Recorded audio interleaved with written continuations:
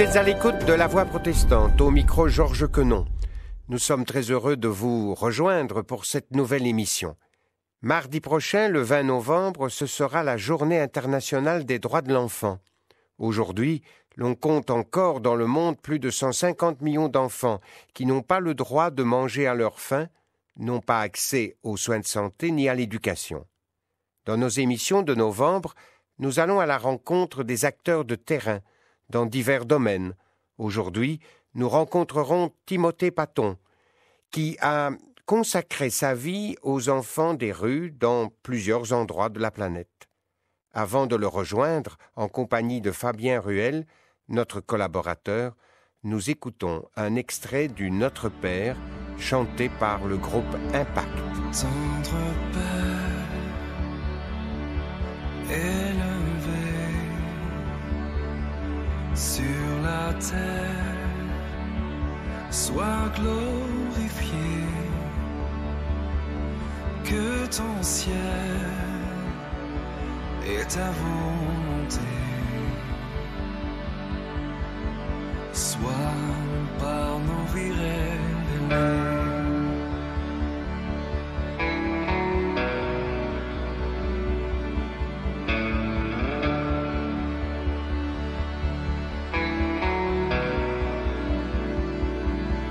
Tu connais nos besoins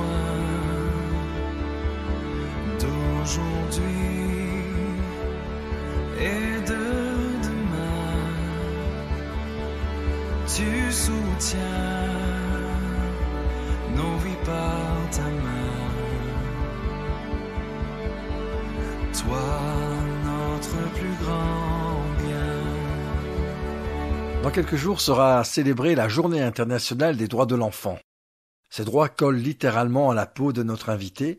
Timothée Paton, vous êtes auteur, pasteur, conférencier et avant tout un homme de terrain, un homme d'action. Vous avez œuvré pendant plus de 16 ans au Cambodge parmi les enfants des rues. Nous sommes très heureux de vous interpeller lors de votre retour en Europe. Alors dites-nous, comment cette aventure humaine a-t-elle débuté ?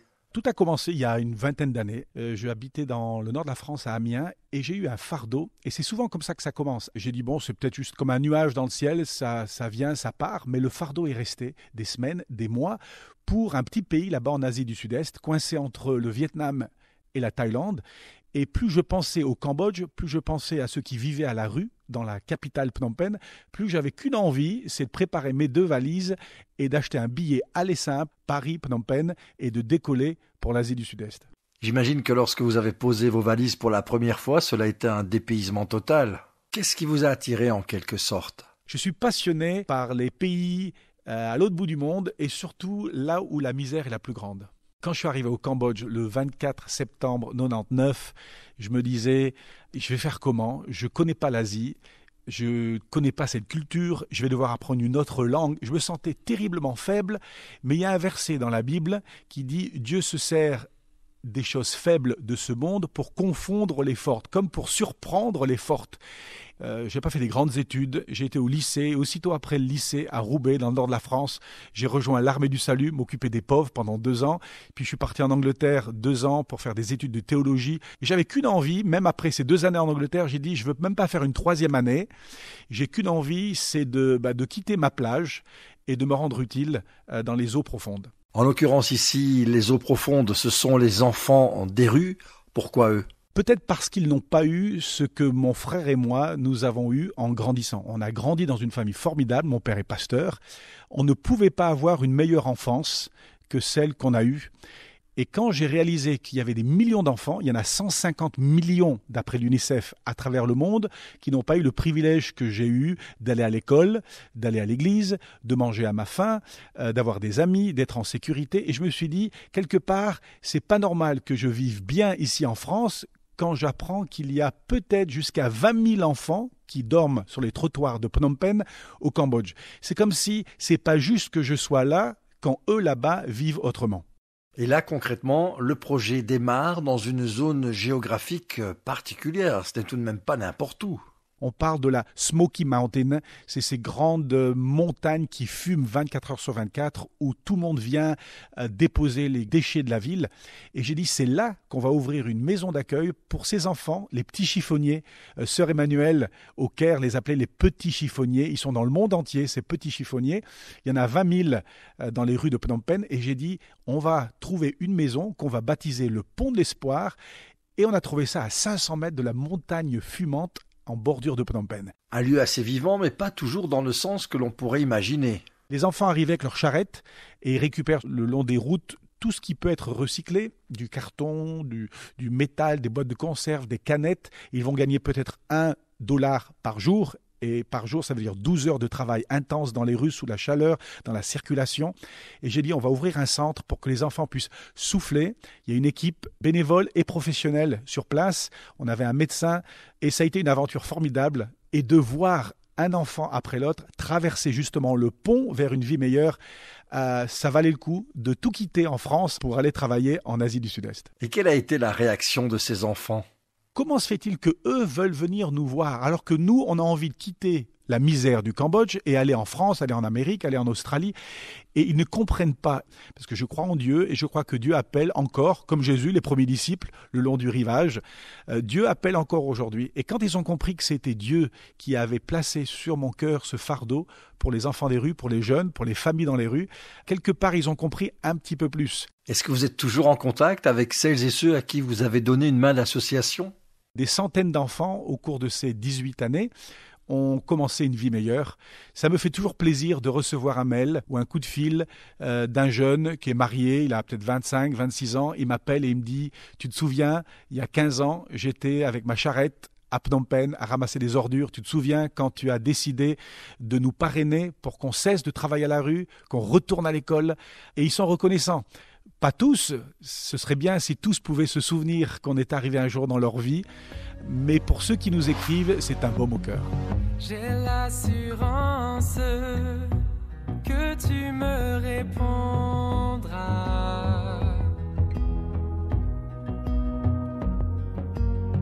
J'ai l'assurance que tu guideras mes pas.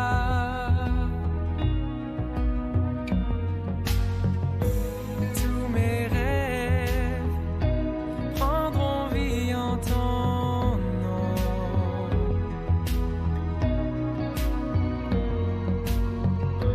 Ta lumière éclairera ma vision. Il n'y a pas d'autre Dieu que toi. Aucun autre nom n'est comparable à celui qui a sauvé mon âme. Jésus, tu es roi des rois. Il n'y a pas d'autre Dieu que toi. Aucun autre nom n'est comparable à celui qui a sauvé mon âme. Jésus, tu es roi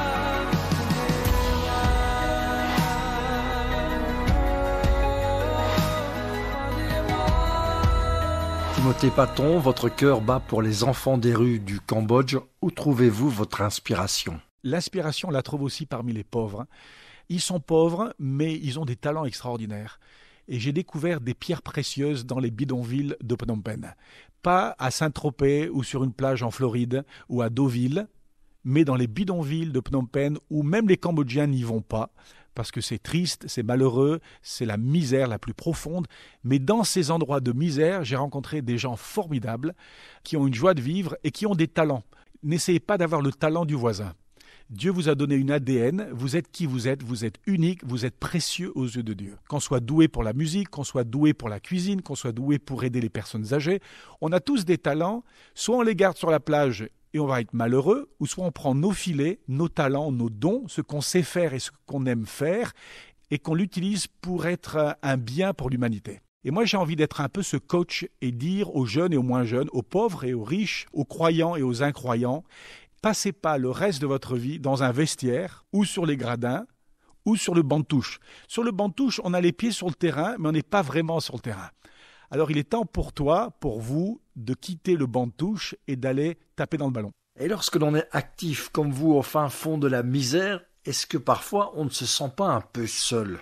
Moi, je crois à la prière et je pense que ceux qui sont sur le terrain, que ce soit dans les bidonvilles à Phnom Penh, dans un camp de réfugiés au Soudan, parmi les orphelins au Mozambique ou dans les quartiers difficiles de Paris, de Marseille ou de Bruxelles, qui sont dans les banlieues, ces gens-là sont sur le terrain et ils ont besoin d'amis. 4 amis qui vont s'engager, qui vont être comme des sentinelles et qui vont dire « Écoute, tu peux compter sur nous, on va te soutenir, on sera avec toi jusqu'au bout. » On l'aura compris, être entouré, c'est important.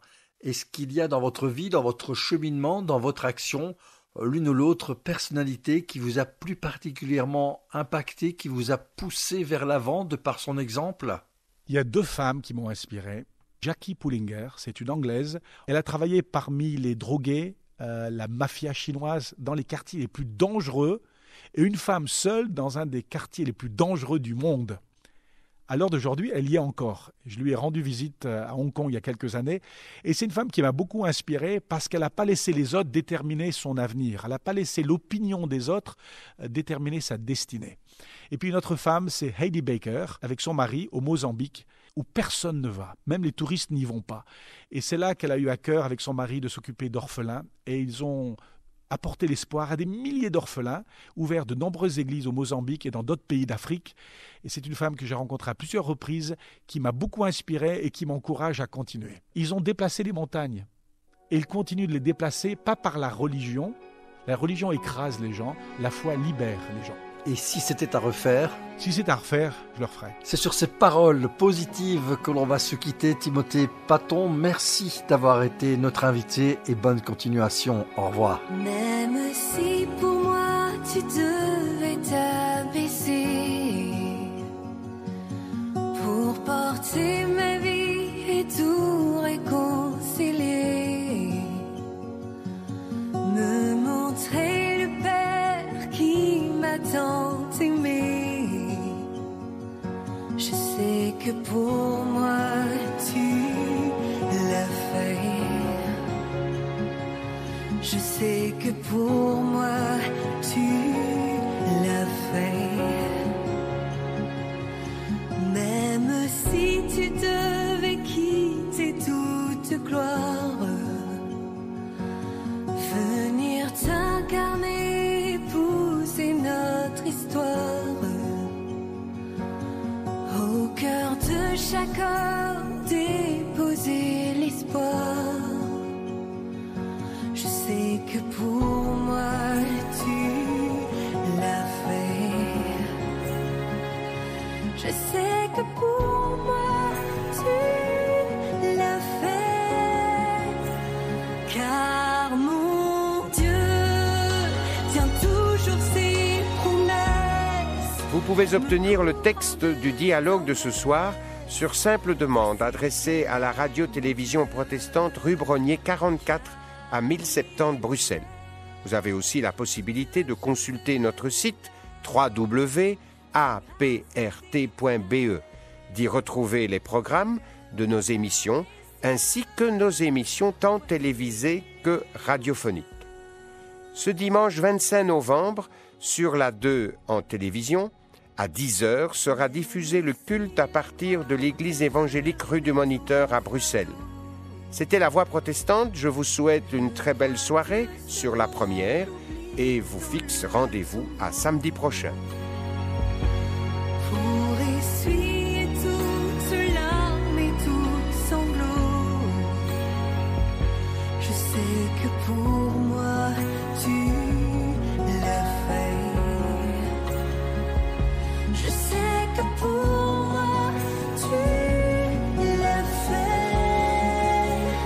Car mon Dieu tient toujours ses promesses, me couvrant de tendresse.